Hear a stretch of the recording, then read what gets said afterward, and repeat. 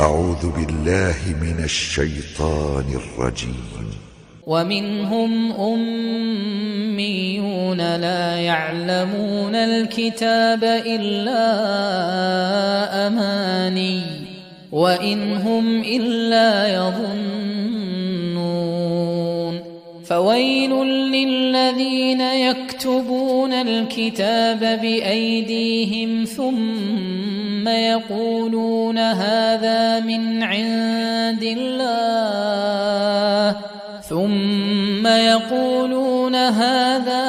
عند الله ليشتروا به ثمنا قليلا فويل لهم مما كتبت أيديهم وويل لهم مما يكسبون وقالوا لن تمسنا النار إلا أياما معدودة قل أتخذتم عند الله عهدا فلن يخلف الله عهده أم تقولون على الله ما لا تعلمون بلى من كسب سيئة وأحاطت به خطيئته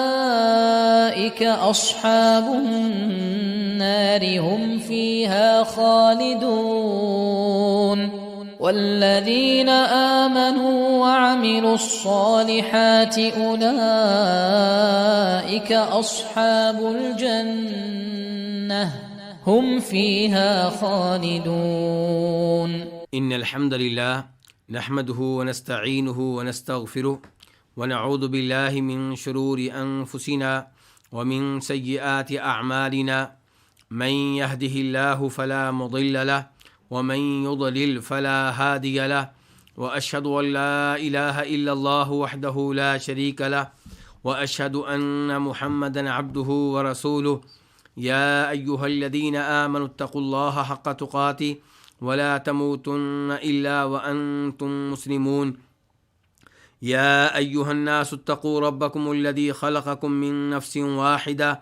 وخلق منها زوجها وبث منهما رجالا كثيرا ونساء واتقوا الله الذي تساءلون به والأرحام إن الله كان عليكم رقيبا يا أيها الذين آمنوا اتقوا الله وقولوا قولا سديدا يصلح لكم أعمالكم ويغفر لكم ذنوبكم ومن يطع الله ورسوله فقد فاز فوزا عظيما أما بعد فإن خير الحديث كتاب الله وخير الهدي هدي محمد صلى الله عليه وسلم وشر الأمور محدثاتها وكل محدثة بدعة وكل بدعة ضلالة وكل ضلالة في النار قال تعالى ومنهم أميون لا يعلمون الكتاب إلا أماني وإنهم إلا يظنون. یہ سورہ بقرہ کی آیت نمبر 78 ہے. اس سے پہلی 2-3 آیتوں میں اللہ رب العزت نے یہودیوں کی تحریف کا تذکرہ کیا ہے اور اللہ نے واضح کیا ہے کہ آپ لوگ ان یہودیوں سے ایمان لانے کی امیدیں لگائے ہوئے ہیں، جبکہ یہ وہ مجرم ہیں جنہوں نے اللہ کا کلام سنا اور پھر اس میں تحریف کر ڈالی. کبھی اس کتاب کے الفاظ تبدیل کیے اور کبھی الفاظ کی بجائے معنی تبدیل کیا. اور پھر اللہ رب العزت نے ان کا یہ جرم بھی بتایا کہ جب یہ مومنوں سے ملتے ہیں تو کہتے ہیں کہ تمہارے نبی کو ہم بھی نبی مانتے ہیں، اور جب اپنے لوگوں کے ساتھ علیحدگی اختیار کرتے ہیں تو پھر ایک دوسرے کو ڈانٹتے ہوئے کہتے ہیں کہ تم مسلمانوں کو وہ باتیں کیوں بتاتے ہو جو اللہ رب العزت نے ہمیں بتائی ہیں، تورات میں موجود ہیں. مثال کے طور پہ نبی علیہ الصلوۃ والسلام کی علامتیں، آپ کے اوصاف، آپ کے بارے میں پیشین گوئیاں. اور وہ ایک دوسرے سے یہ کہتے ہیں کہ تم ان کو اگر ایسی باتیں بتاؤ گے تو روز قیامت یہ تم پہ حجت قائم کریں گے، اللہ کے دربار میں یہ کہیں گے کہ یہ یہودی جانتے تھے کہ محمد واقعی نبی ہیں صلی اللہ علیہ وسلم، اس کے باوجود یہ ایمان لے کر نہیں آئے. اللہ رب العزت نے انہیں ڈانٹ پلائی اور کہا کہ تم جو باتیں چھپاتے ہو، جو زہر کرتے ہو، سب کچھ اللہ رب العزت کو معلوم ہے، یعنی کہ اللہ رب العزت ان سب پہ تم سے حساب لے گا۔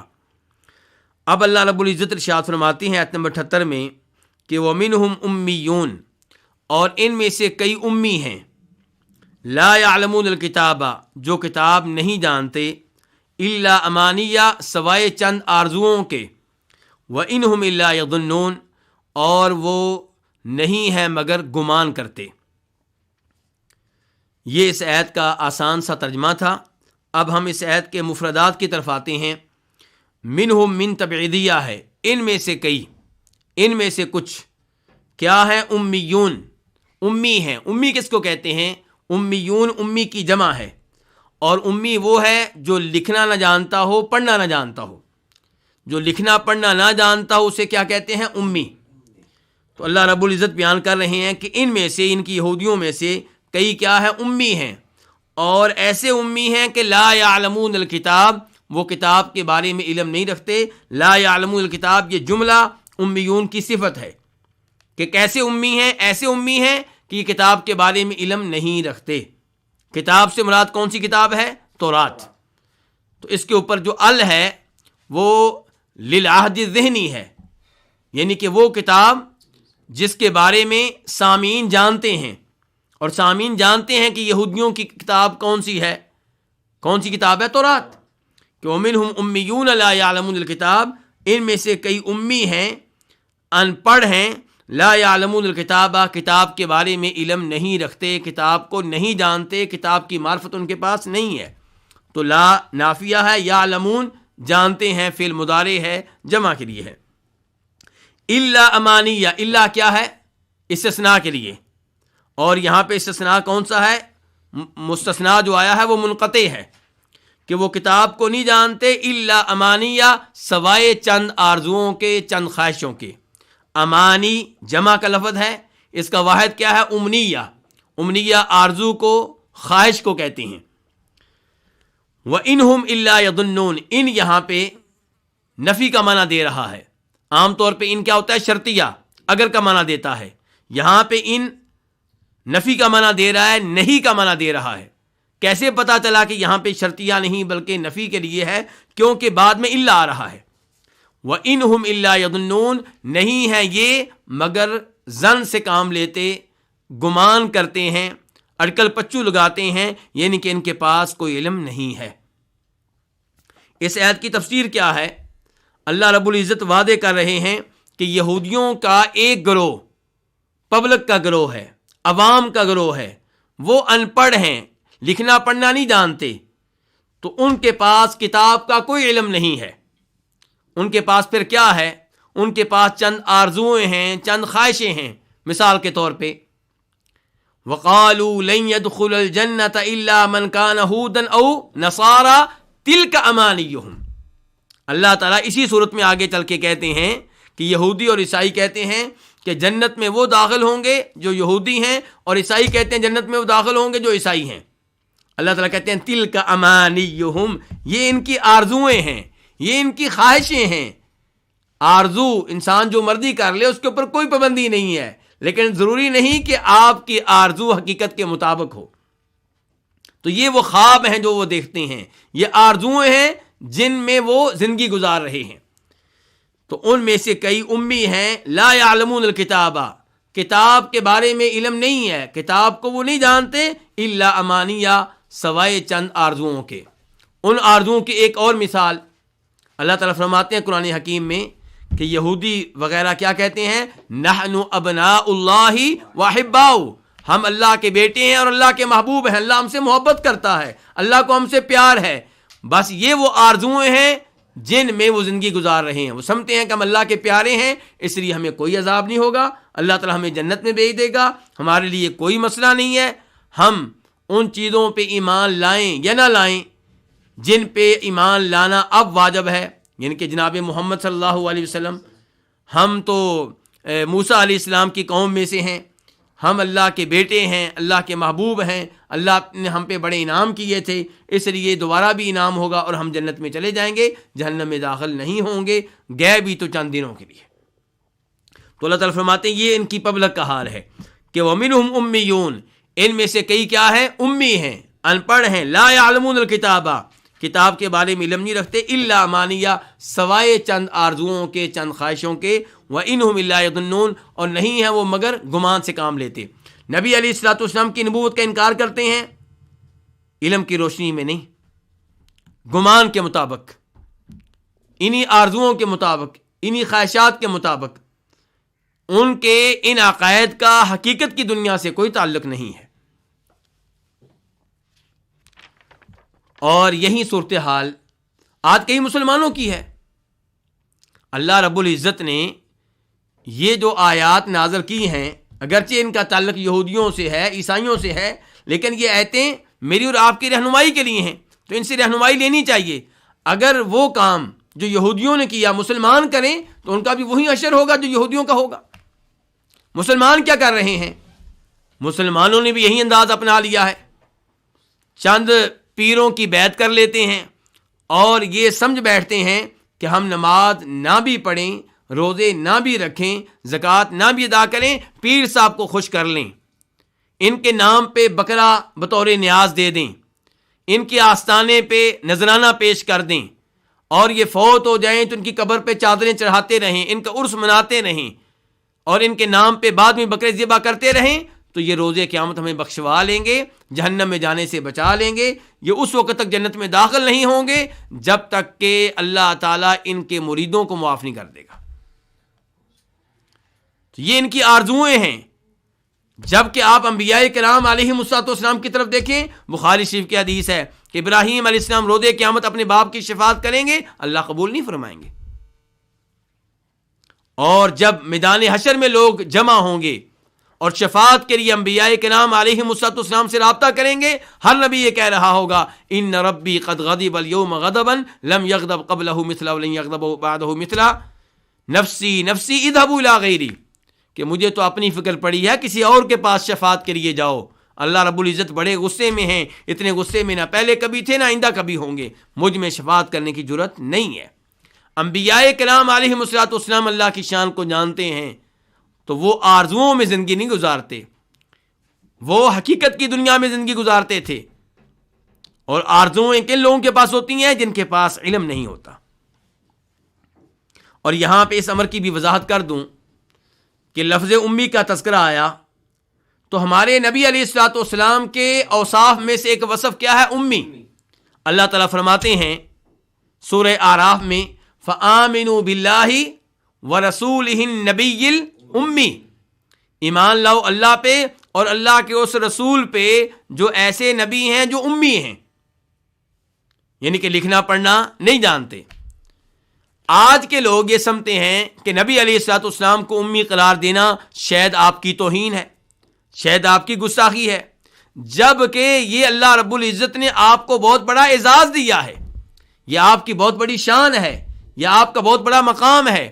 اگر آپ لکھنا پڑھنا جانتے ہوتے تو لوگ اہل مکہ کے اس الزام پہ یقین کر لیتے کہ یہ کلام اللہ کا کلام نہیں بلکہ محمد کا گڑھا ہوا ہے علیہ الصلاۃ والسلام۔ اللہ تعالیٰ نے کہا میرے نبی تو امی ہیں، تمہارے سامنے زندگی گزاری ہے، ان کا کوئی ٹیچر نہیں ہے، انسانوں میں سے ان کا کوئی استاد نہیں ہے، کسی سے انہوں نے لکھنا پڑھنا نہیں سیکھا، اس کے باوجود اتنا عظیم کلام لا رہے ہیں، تو مان لو کہ بشر کا بنایا ہوا کلام نہیں، اللہ رب العزت کا کلام ہے۔ اللہ تعالیٰ فرماتے ہیں قرآن حکیم میں سورہ عنکبوت میں وَمَا كُنْتَ تَتْلُو مِنْ قَبْلِهِ مِنْ كِتَابٍ وَلَا تَخُطُّهُ بِيَمِينِكَ إِذًا لَارْتَابَ الْمُبْطِلُونَ، کہ آپ قرآن نازل ہونے سے پہلے آپ نے کوئی کتاب نہیں پڑھی تھی اور آپ اپنے ہاتھ سے لکھنا بھی نہیں جانتے تھے۔ اگر آپ نے پہلے کوئی کتاب پڑھی ہوتی، آپ کو لکھنے کا طریقہ آتا ہوتا، تب یہ لوگ شک میں پڑتے کہ یہ قرآن شاید محمد کا اپنا بنایا ہوا ہو علیہ الصلاۃ والسلام۔ جب صورتحال یہ ہے کہ آپ امی ہیں، نہ آپ نے اس سے پہلے کوئی کتاب پڑھی اور نہ آپ لکھنا جانتے تھے، پھر یہ شکوک و شبہات کا اظہار کیوں کرتے ہیں، پھر الزامات کیوں لگاتے ہیں، تہمت کیوں لگاتے ہیں؟ تو بہرحال آپ کا امی ہونا آپ کا بہت بڑا کیا ہے؟ اعزاز ہے، یہ بہت بڑی سعادت ہے، آپ کا بہت بڑا لقب ہے جو اللہ نے آپ کو دیا۔ اللہ آپ سے محبت کرنے والا ہے، اللہ آپ کی توہین کرنے والا نہیں ہے۔ اس کے بعد اللہ رب العزت ارشاد فرماتے ہیں فَوَيْلٌ لِّلَّذِينَ يَكْتُبُونَ الْكِتَابَ بِأَيْدِيهِمْ ثُمَّ يَقُولُونَ هَٰذَا مِنْ عِندِ اللَّهِ لِيَشْتَرُوا بِهِ ثَمَنًا قَلِيلًا فَوَيْلٌ لَّهُم مِّمَّا كَتَبَتْ أَيْدِيهِمْ وَوَيْلٌ لَّهُم مِّمَّا يَكْسِبُونَ۔ پس بہت بڑی ہلاکت ہے ان لوگوں کے لیے جو کتاب لکھتے ہیں اپنے ہاتھوں سے، پھر کہتے ہیں کہ یہ اللہ کی طرف سے ہے تاکہ اس کے بدلے میں لیں، اس کے عوض میں لیں ثمنًا قلیلا، تھوڑی سی قیمت۔ فویل لہم مما کتبت ایدیہم، پس بڑی ہلاکت ہے ان کے لیے اس کی وجہ سے جو انہوں نے لکھا، اور بڑی ہلاکت ہے ان کے لیے اس کی وجہ سے جو وہ کماتے ہیں۔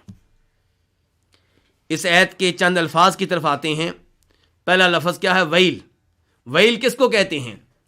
ویل کے بارے میں کئی مفسرین نے لکھا ہے کہ جہنم کی وادیوں میں سے ایک وادی کا نام ہے، لیکن جس دلیل پہ اعتماد کرتے ہوئے یہ قول پیش کیا گیا ہے وہ دلیل ایک ایسی حدیث ہے جو نبی علیہ الصلوۃ والسلام سے ثابت نہیں ہے، ضعیف روایت ہے، ناقابل اعتبار ہے، ناقابل اعتماد ہے۔ اس روایت کو امام ترمذی اپنی حدیث کی کتاب میں لے کر آئے ہیں کہ نبی علیہ الصلوۃ والسلام نے فرمایا ویل جہنم کی وادیوں میں سے ایک وادی ہے۔ تو اس لیے یہ ایسی تفسیر ہے جس پہ اعتماد نہیں کیا جا سکتا۔ تو ویل کا ویسے عربی لغت میں معنی کیا ہوتا ہے؟ ہلاکت ہے، تباہی ہے، بربادی ہے۔ تو ویل بہت بڑی تباہی ہے، کیونکہ ویل کے اوپر تنوین ہے اور یہ تنوین تعظیم کے لیے ہے۔ للذین، یہاں پہ دو لفظ ہیں، ایک لام حرف جر اور ایک الذین۔ الذین کے بارے میں آپ جانتے ہیں اسم موصول ہے اور جمع ہے کس کی؟ الذی کی، اور لام حرف جر ہے۔ تو ہلاکت ہے ان لوگوں کے لیے یکتبون، جو لکھتے ہیں۔ یکتبون فعل مضارع ہے، جمع کے لیے ہے، وہ لکھتے ہیں۔ کیا لکھتے ہیں؟ الکتابہ، کتاب۔ کون سی کتاب؟ تورات۔ لکھتے ہیں، کیسے لکھتے ہیں؟ بِأَيْدِيهِمْ، اپنے ہاتھوں سے۔ ایدی جمع ہے یدن کی، یعنی کہ کتاب کو اپنے ہاتھوں سے لکھتے ہیں۔ ثم یقولون، پھر کہتے ہیں۔ یقولون فعل مضارع ہے، جمع کے لیے کہتے ہیں۔ کیا کہتے ہیں؟ ھذا، کہ یہ کیا جو لکھا تھا؟ ھذا، یہ من عند اللہ، کس کی طرف سے ہے؟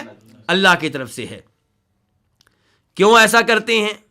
لی، لام تعلیل کے لیے ہے، تاکہ، اس لیے کہ لیشترو، تاکہ وہ خریدیں، تاکہ وہ لیں، بھی، اس کے بدلے میں، ثمن قلیلا، تھوڑی سی قیمت۔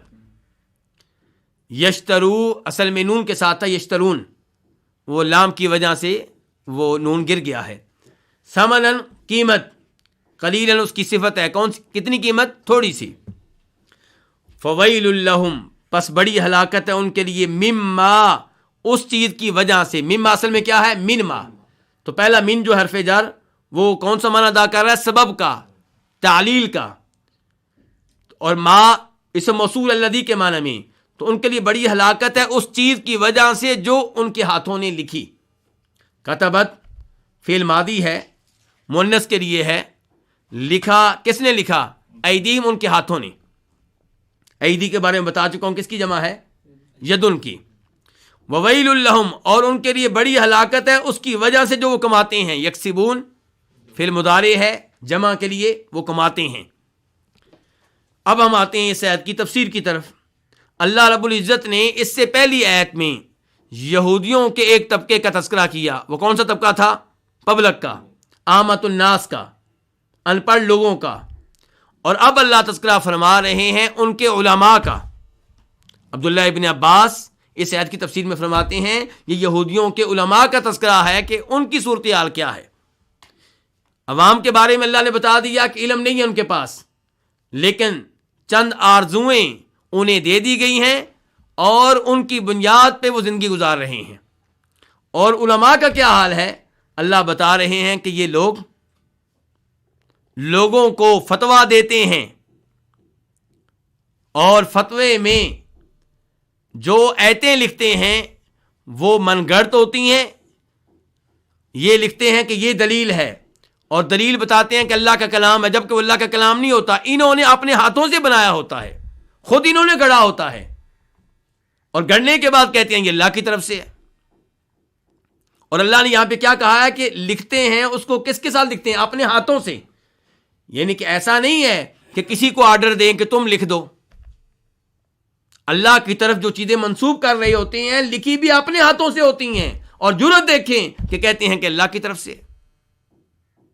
یہ اللہ تعالیٰ ان کی مذمت بیان کر رہے ہیں اور وعدے کر رہے ہیں کہ ان کا جرم کتنا قبیح ہے. ایسی حرکت کیوں کرتے ہیں؟ لِيَشْتَرُوا بِهِ ثَمَنًا قَلِيلًا، تاکہ اس کے بدلے میں کیا کمائیں؟ دنیا کمائیں. دنیا کی عزت، دنیا کا مال، دنیا کی چودراہٹ، دنیا کا ایک مقام و مرتبہ، دنیا کا سٹیٹس، اس کی خاطر ایسی حرکتیں کر رہے ہیں.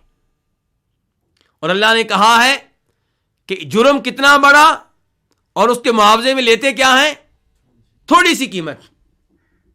تو کیا واقعی وہ تھوڑا سا مال لیتے تھے؟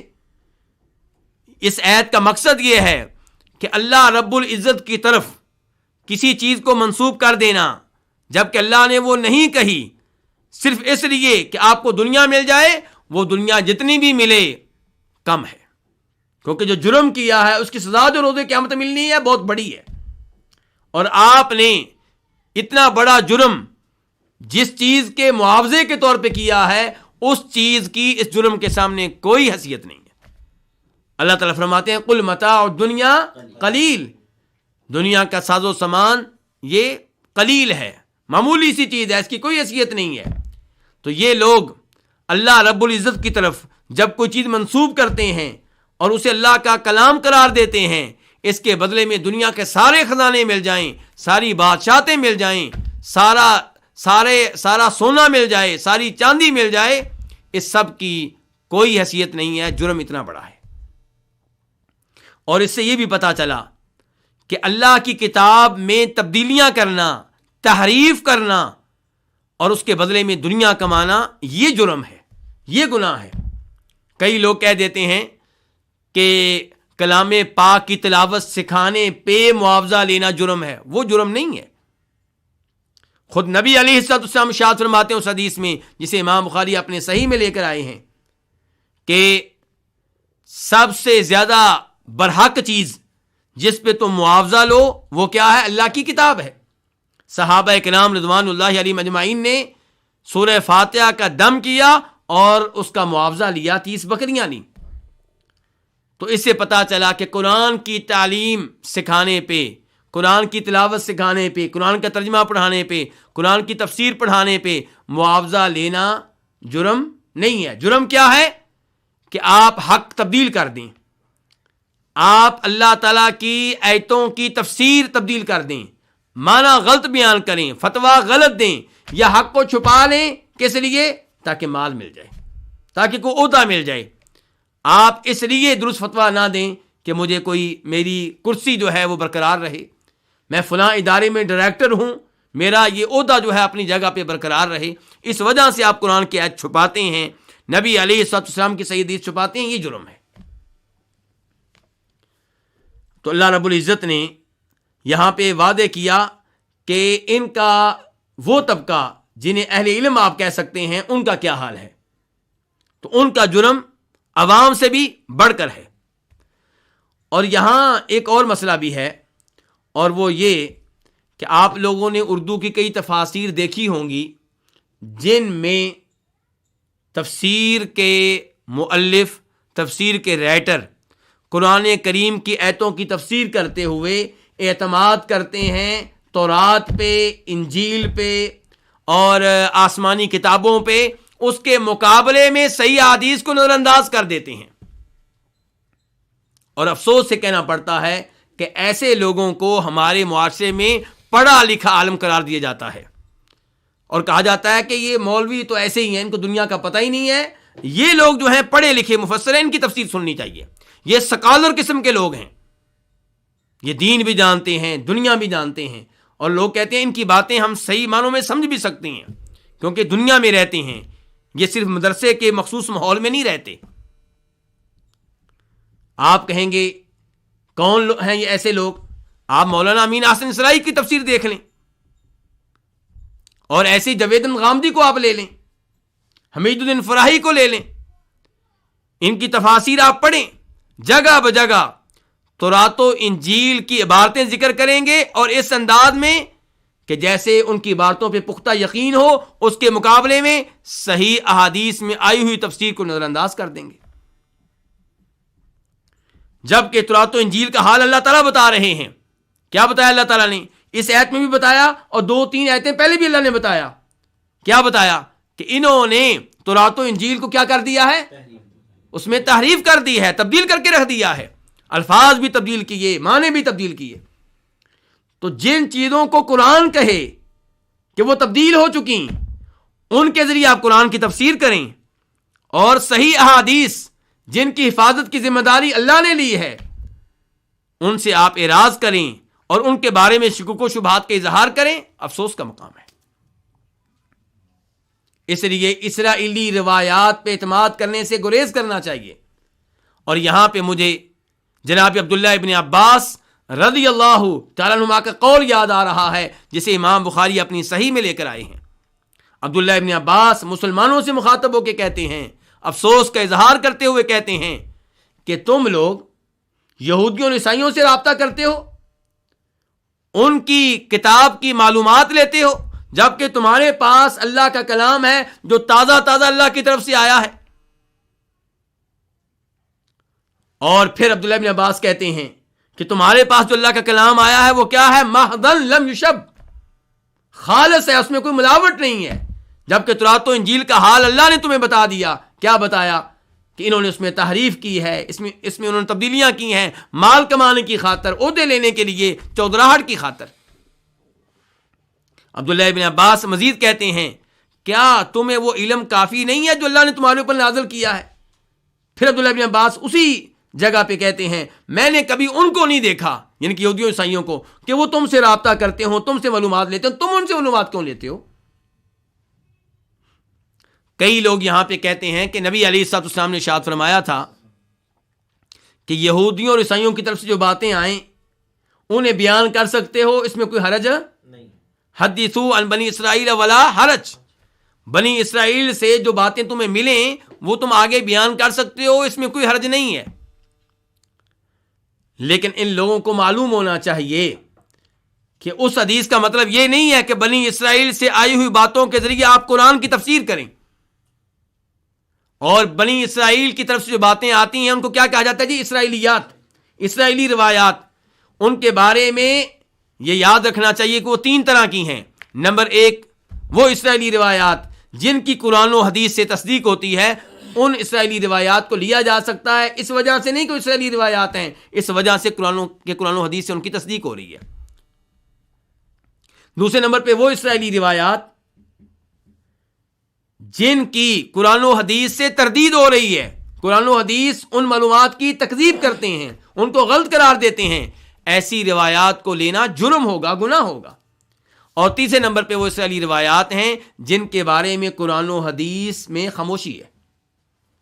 تو یہ روایات آپ بیان کر سکتے ہیں، لیکن اس کا مطلب یہ نہیں ہے کہ ان روایات کے ذریعے آپ قرآن کی تفسیر کریں اور ان کے مقابلے میں صحیح حدیث کو آپ ریجیکٹ کر دیں.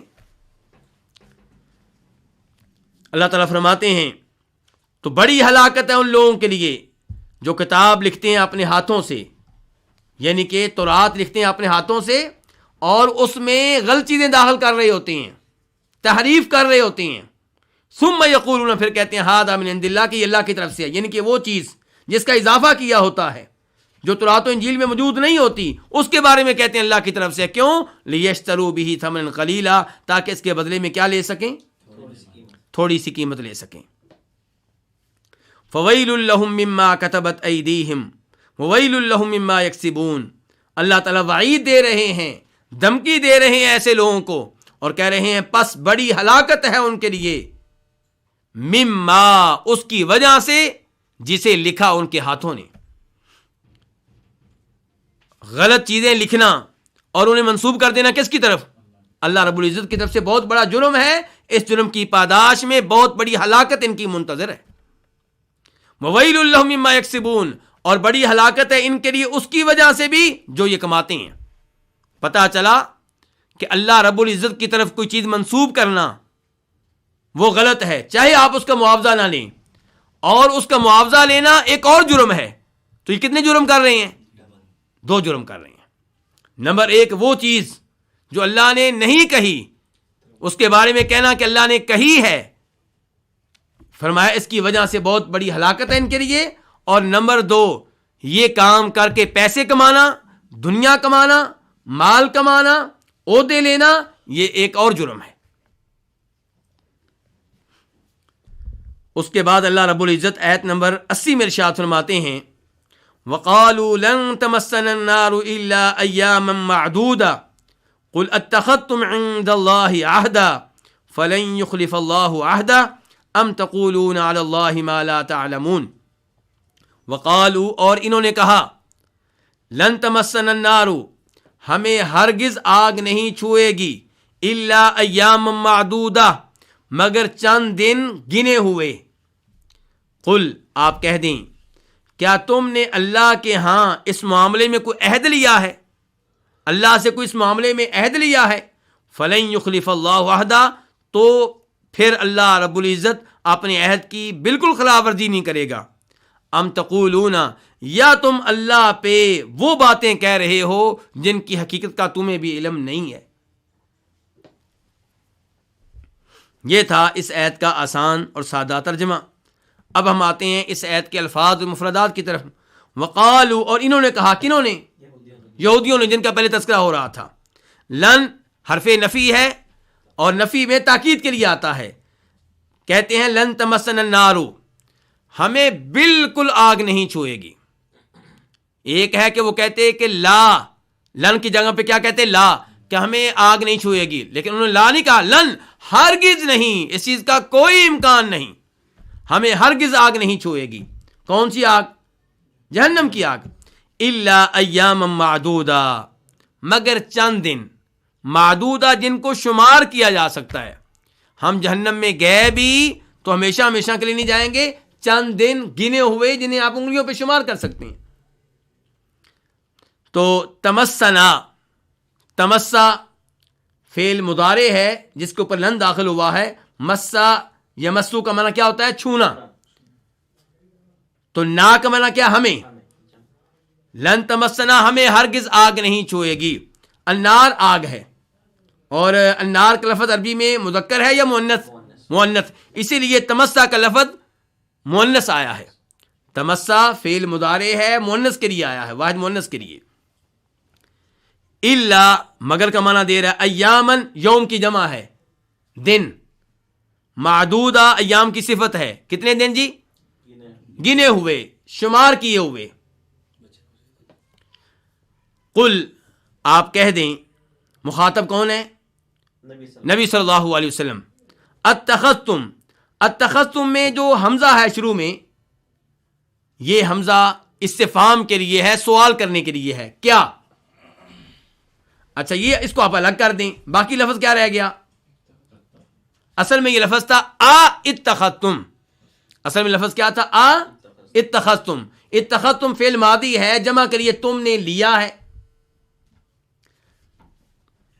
چونکہ اتخذتم کا حمزہ وصل کے لیے ہے، اس لیے وہ گر جاتا ہے جب اس کی ضرورت نہ رہے. جب حمزہ استفہام آ گیا تو حمزہ وصل کی ضرورت نہ رہی تو اس کو گرا دیا گیا. تو اب ایک ہی حمزہ موجود ہے. تو معنی کیا ہے؟ اتخذتم، کیا تم نے لیا ہے. یہ استفہام ہے انکار کے لیے.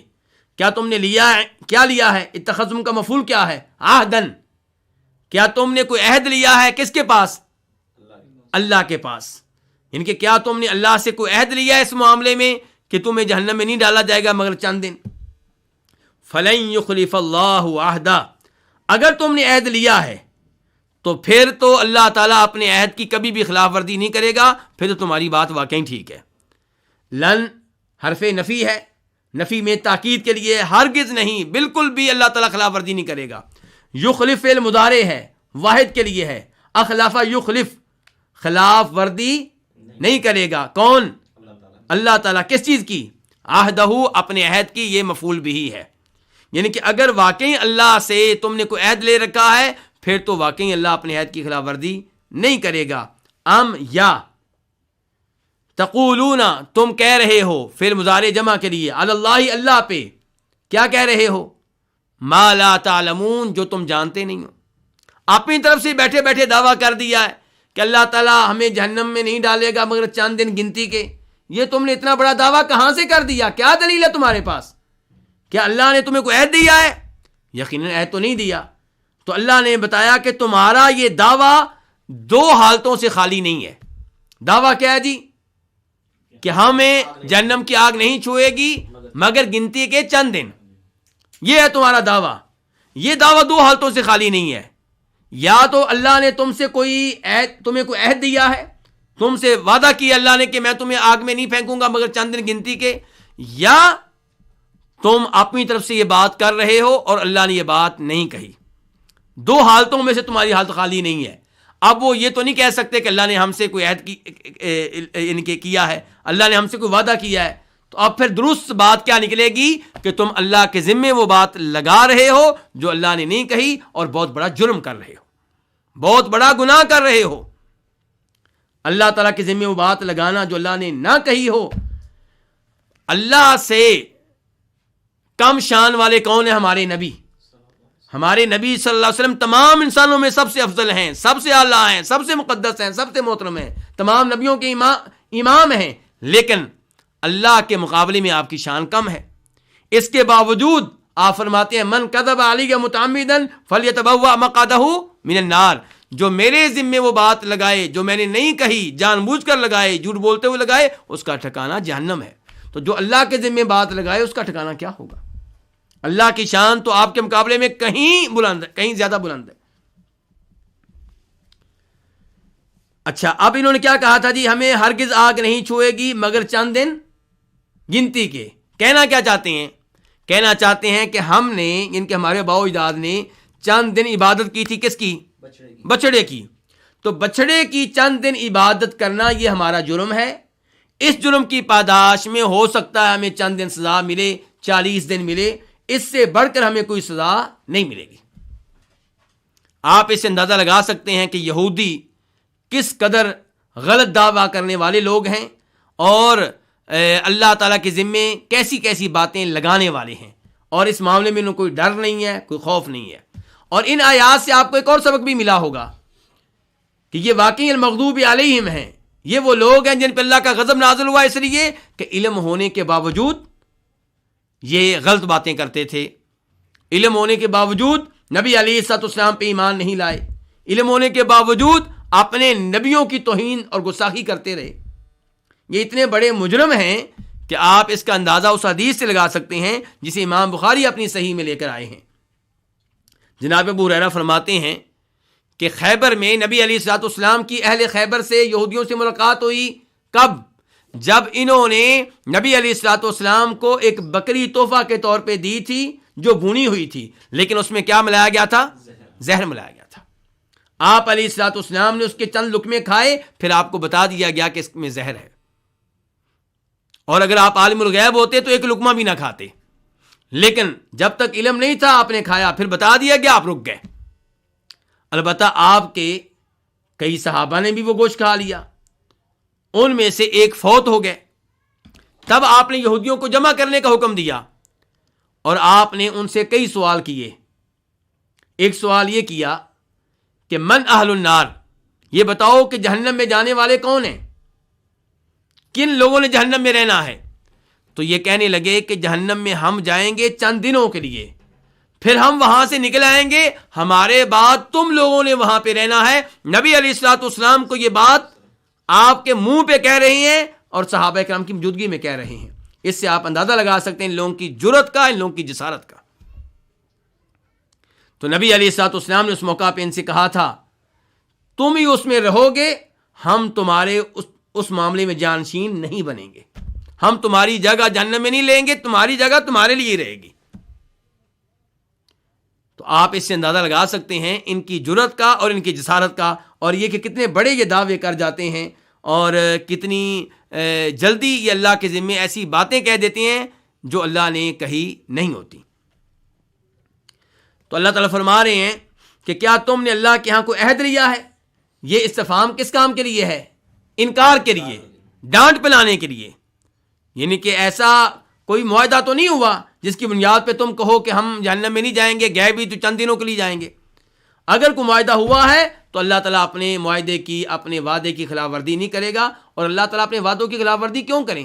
انسان اپنے وعدے کی خلاف ورزی کرتا ہے، کیوں؟ انسان جھوٹا ہوتا ہے، یا کئی دفعہ سچا ہوتا ہے لیکن وعدہ کر بیٹھتا ہے، وعدہ پورا کرنا اس کے بس میں نہیں رہتا، اس کی قدرت میں نہیں رہتا۔ اللہ تعالیٰ سچے بھی ہیں اور اللہ تعالیٰ ہر چیز پہ قادر بھی ہیں۔ اللہ تعالیٰ اپنے عہد کی خلاف ورزی کیوں کریں گے؟ لیکن اللہ نے ایسا کوئی عہد تمہیں دیا ہی نہیں، تم غلط بات کہہ رہے ہو اور اللہ تعالیٰ کے ذمے وہ بات لگا رہے ہو جن سے اللہ تعالیٰ بری ہیں۔ اس کے بعد اللہ رب العزت آیت نمبر 81 میں ارشاد فرماتے ہیں، بلا من کسب سیئہ واحاطت بہ خطیئتہ فاولئک اصحاب النار ہم فیہا خالدون۔ بلا کیوں نہیں، من کسب سیئہ جس نے بڑا گناہ کمایا، واحاطت بہ خطیئتہ اور اس کے گناہ نے اس کو گھیر لیا، فاولئک اصحاب النار تو وہ جہنم والا ہے، ایسے لوگ جہنم والے ہیں، ایسے لوگ جہنم میں جائیں گے۔ ہم فیہا خالدون، وہ اس جہنم میں ہمیشہ ہمیشہ رہیں گے۔ اس آیت کے مفردات کی طرف آتے ہیں، الفاظ کی طرف۔ بلا یہ حرف جواب ہے، کیا معنی اس کا؟ کیوں نہیں؟ انہوں نے کہا تھا کہ ہم جہنم میں نہیں جائیں گے، ہمیں آگ نہیں چھوئے گی سوائے چند دنوں کے۔ اللہ نے کہا بلا کیوں نہیں۔ من کا سبا، من جو کے معنی میں ہے اور عموم کا فائدہ دیتا ہے کہ جس نے بھی، کوئی بھی ہو، من کا سبا سیئہ جس نے بھی سیئہ بڑا گناہ کمایا۔ کسبا فعل ماضی ہے، واحد کے لیے ہے، جس نے کمایا، سیئہ کیا کمایا؟ گناہ، بڑا گناہ۔ بڑا کا لفظ کہاں سے آ گیا؟ سیئہ کی جو تنوین ہے وہ تعظیم کے لیے ہے۔ سیئہ جس نے بڑا گناہ کمایا، بڑا گناہ کیا ہوتا ہے جی؟ کفر و شرک۔ وَأَحَاطَتْ بِهِ خَطِيئَتُهُ اور جس کو اس کے گناہ نے احاطے میں لے لیا، گھیر لیا۔ احاطت فعل ماضی ہے، واحد مؤنث کے لیے ہے۔ خطیئہ یہ بھی گناہ کو کہتے ہیں۔ فَأُولَئِكَ أَصْحَابُ النَّارِ تو یہی لوگ ہیں جہنم والے۔ آپ ایک چیز نوٹ کریں گے کہ شروع کے الفاظ واحد کے ہیں اور آخر کے الفاظ جمع کے ہیں۔ شروع میں کہا گیا ہے جس نے بڑا گناہ کمایا، جسے اس کے گناہ نے گھیر لیا، اور آخر میں یہ نہیں کہا گیا کہ وہ جہنمی، آخر میں کہا جا رہا ہے وہ لوگ جہنمی ہیں، وہ سارے کے سارے جہنمی ہیں۔ تو یہ وضاحت پہلے بھی ہو چکی ہے۔ من کے دو اعتبار ہیں، من کی دو حیثیتیں ہیں، ایک من کا لفظ اور ایک من کا معنی۔ جب من کے لفظ کی طرف آپ دیکھیں گے تو واحد کا ہے، جب من کے معنی کی طرف دیکھیں گے تو جمع کا ہے۔ تو جب من کے لفظ کا اعتبار کیا جاتا ہے تو کسبا اور احاطت بہ اور خطیئتہ یہ الفاظ واحد کے لائے گئے ہیں، اور جب من کے معنی کا اعتبار کیا گیا ہے تو فاولئک اصحاب النار یہ جمع کے الفاظ لائے گئے ہیں۔ اولئک اس میں اشارہ ہے جمع کے لیے۔ اصحاب کس کی جمع ہے؟ صاحب کی، والے، النار آگ، آگ والے، ہم وہ، فیہا اس میں، کس میں؟ اس آگ میں۔ فیہا یہ لفظ جو آیا مؤنث کا آیا کیونکہ آگ مؤنث ہے، یہ اس آگ میں رہیں گے خالدون، ہمیشہ ہمیشہ۔ خالدون جمع ہے کس کی؟ خالد کی۔ اب اس آیت کی تفسیر کی طرف آتے ہیں تو اللہ رب العزت ان یہودیوں پہ انکار کر رہے ہیں جو یہ سمجھا کرتے تھے کہ ہم اللہ کے بیٹے ہیں، اللہ کے پیارے ہیں، ہماری طرف بڑے بڑے نبی آئے ہیں، ہم نبیوں کی نسل میں سے ہیں، اس لیے ہم نے جہنم میں جانا ہی نہیں ہے، گئے بھی چند دنوں کے لیے جائیں گے اور ہم جنت کے مالک ہیں۔ اللہ تعالیٰ نے کہا من کسب سیئہ جو بھی بڑا گناہ کمائے، اس کا تعلق کسی بھی نسل سے ہو، کسی بھی مذہب سے ہو، کسی بھی ملک سے ہو، اللہ کا قانون سب کے لیے ایک ہے۔ من کسب سیئہ جس نے بھی بڑا گناہ کمایا، بڑا گناہ کیا ہے؟ کفر و شرک۔ اور یہودیوں کا بڑا گناہ، ان کے کئی بڑے گناہ ہیں، ان بڑے گناہوں میں سے ایک کیا ہے کہ جناب محمد پہ ایمان نہیں لاتے صلی اللہ علیہ وسلم۔ جب ان کا ایمان گزشتہ انبیاء پہ ہے لیکن عیسیٰ علیہ السلام پہ ایمان نہیں ہے، جناب محمد پہ ایمان نہیں ہے صلی اللہ علیہ وسلم تو یہ اپنے آپ کو مومن نہیں کہہ سکتے، یہ کافر ہیں۔ مومن کون ہوتا ہے؟ جو ہر اس چیز پہ ایمان لائے جس پہ ایمان لانا واجب اور ضروری ہے۔ مسلمان ہے مومن جنہوں نے ہر نبی کو مانا ہے، ہر آسمانی کتاب کو مانا ہے اور قرآن و حدیث کی ہر بات کو مانا ہے۔ مسلمانوں میں سے بھی کوئی اگر قرآن کی کسی ایک آیت کا انکار کرتا ہے تو مومن نہیں بلکہ کافر ہے۔ مثال کے طور پہ قرآن میں یہ حکم آیا کہ چور کی سزا کیا کہ اس کا ہاتھ کاٹ ڈالا جائے۔ مسلمانوں میں سے کئی ایسے ہیں جو اس سزا کا انکار کرتے ہیں، اس انکار کی وجہ سے وہ مومن نہیں رہ سکتے، وہ دائرہ کفر میں داخل ہو جاتے ہیں۔ ایسے ہی صحیح احادیث، اگر کسی کو پتا ہے کہ حدیث صحیح ہے پھر بھی اسے مانتا نہیں ہے تو وہ کیا ہو جائے گا؟ مومن نہیں رہے گا۔ تو مومن وہ ہے جو ہر اس چیز پہ ایمان لائے جس پہ ایمان لانا واجب ہے، ضروری ہے۔ تو اللہ تعالیٰ فرماتے ہیں بلا کیوں نہیں، من کسب سیئہ، جس نے بھی بڑا گناہ کمایا، وَأَحَاطَتْ بِهِ خَطِیئَتُهُ، اور اس کے گناہ نے اس کو گھیر لیا، ان کی کوئی نیکی باقی نہ رہنے دی۔ گناہ اتنا بڑا کہ اس نے ساری نیکیوں پہ پانی پھیر دیا۔ آپ جانتے ہیں یہاں پہ وہ حدیث اپنے ذہنوں میں لے آئیں جسے امام مسلم اپنی صحیح میں لے کر آئے ہیں۔ ام المؤمنین عائشہ اس حدیث کو بیان کرنے والی ہیں کہ نبی علیہ الصلوۃ والسلام سے ام المؤمنین عائشہ سوال کر رہی ہیں، اللہ کے رسول ابن جدعان وہ بڑا مال خرچ کیا کرتا تھا مسکینوں کے اوپر، مسکینوں کو کھانا کھلایا کرتا تھا، رشتہ داروں کے ساتھ اس نے سلوک کیا کرتا تھا، اور یہ دونوں چیزیں وہ ہیں جن کے بارے میں قرآن بھی حکم دیتا ہے۔ تو جناب عائشہ پوچھنا چاہتی ہیں فَهَلْ ذَاكَ نَافِعُهُ، کیا یہ نیک اعمال اس کے کام آئیں گے؟ فرمایا بالکل نہیں۔ اس نے کبھی بھی یہ نہیں کہا تھا کہ اے میرے رب قیامت کے دن مجھے معاف کر دینا، یعنی کہ اس کا قیامت پہ آخرت پہ ایمان نہیں تھا۔ تو اس لیے اگر کوئی کفر و شرک کی راہ اختیار کرتا ہے وہ فلاحی کام جتنے بھی کر لے، چاہے پورے پاکستان اور انڈیا میں جتنے بھی مسکین ہیں سب کو کھانا کھلاتا ہو، سب یتیموں کی سرپرستی کرتا ہو، اس کی ایمبولینسیں چلتی ہوں لیکن وہ جہنم کا منکر ہے، روز آخرت کا منکر ہے، تو ایسا آدمی جنت میں نہیں جائے گا، ایسا آدمی جہنم میں جائے گا۔ ہمارے لوگ رفاہی کام کرنے والوں سے بڑی جلدی متاثر ہو جاتے ہیں اور ان کو مسلمانوں سے اچھا سمجھنا شروع ہو جاتے ہیں، جبکہ یہ اصول ذہن میں رہنا چاہیے کہ برے سے برا مسلمان اگر اس کا عقیدہ ٹھیک ہے، ہر اس چیز پہ ایمان لاتا ہے جس پہ ایمان لانا واجب ہے، شرک سے دور رہتا ہے، وہ اچھے سے اچھے کافر سے بہتر ہے۔ تو فرمایا اللہ تعالیٰ نے کیوں نہیں، جو بھی بڑا گناہ کمائے اور اس کو گھیر لیا اس کے گناہ نے، فَأُولَٰئِکَ أَصْحَابُ النَّارِ، تو ایسے لوگ کون ہیں؟ جہنم والے ہیں، جہنم کے ساتھی ہیں۔ اصحاب کا لفظ بولا گیا ہے، اس کا مطلب کیا ہے کہ ہمیشہ ہمیشہ جہنم میں رہیں گے، جہنم کا ساتھ ان کو میسر، جب تک جہنم ہے وہ بھی ہیں جہنم ہمیشہ کے لیے، وہ بھی جہنم میں ہمیشہ کے لیے۔ فَأُولَٰئِکَ أَصْحَابُ النَّارِ هُمْ فِيهَا خَالِدُونَ، وہ اس جہنم میں کب تک رہیں گے؟ ہمیشہ ہمیشہ رہیں گے۔ اللہ رب العزت آیت نمبر 82 میں ارشاد فرماتے ہیں وَالَّذِينَ آمَنُوا وَعَمِلُوا الصَّالِحَاتِ أُولَٰئِکَ أَصْحَابُ الْجَنَّةِ هُمْ فِيهَا خَالِدُونَ، اور وہ لوگ جو ایمان لائے اور جنہوں نے نیک اعمال بجا لائے یہی جنت والے ہیں، وہ اس جنت میں ہمیشہ ہمیشہ رہیں گے۔ اس آیت کے مفردات کی طرف آتے ہیں۔ الذین اسم موصول ہے، جمع کے لیے ہے، آمنو فعل ماضی ہے، جمع کے لیے وہ لوگ جو ایمان لائے۔ کس چیز پہ ایمان لائے؟ کس چیز پہ ایمان لائے یہ نہیں بتایا، یہ عموم کے لیے انداز اختیار کیا جاتا ہے، یعنی کہ ہر اس چیز پہ ایمان لائے جس پہ ایمان لانا کیا ہے؟ واجب ہے۔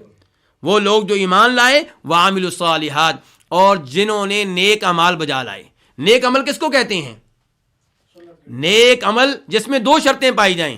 نمبر 1، وہ اللہ کو راضی کرنے کے لیے ہو، ریاکاری کے طور پہ نہ ہو، اور اس میں شرک بھی نہ کیا جائے۔ اور دوسری شرط کیا ہے کہ وہ نبی علیہ الصلوۃ والسلام کے بتائے ہوئے طریقے کے مطابق ہو، تب نیک عمل ہے۔ اگر ایک عمل آپ نبی علیہ الصلوۃ والسلام کے بتائے ہوئے طریقے کے مطابق کرتے ہیں لیکن آپ کا مقصد اللہ کو راضی کرنا نہیں، لوگوں سے شاباش لینا ہے، لوگوں سے خراج تحسین وصول کرنا ہے، آپ چاہتے ہیں کہ آپ کا کسی نیوز پیپر میں نام آ جائے گا، آپ کو کوئی ایوارڈ مل جائے گا، کوئی تمغہ مل جائے گا، تو یہ نیک عمل نہیں ہے۔ یا آپ اللہ کے لیے عمل کرتے ہیں لیکن وہی نیک عمل، وہی عبادت کبھی کسی اور کے لیے بھی کر دیتے ہیں، سجدہ کبھی اللہ کے لیے کبھی قبر والے کے لیے، تو یہ عمل صالح نہیں ہے۔ عمل صالح کیا ہے کہ صرف اللہ کی رضا کے لیے ہو اور صرف اللہ ہی کے لیے ہو اور نبی علیہ السلام کے طریقے کے مطابق ہو۔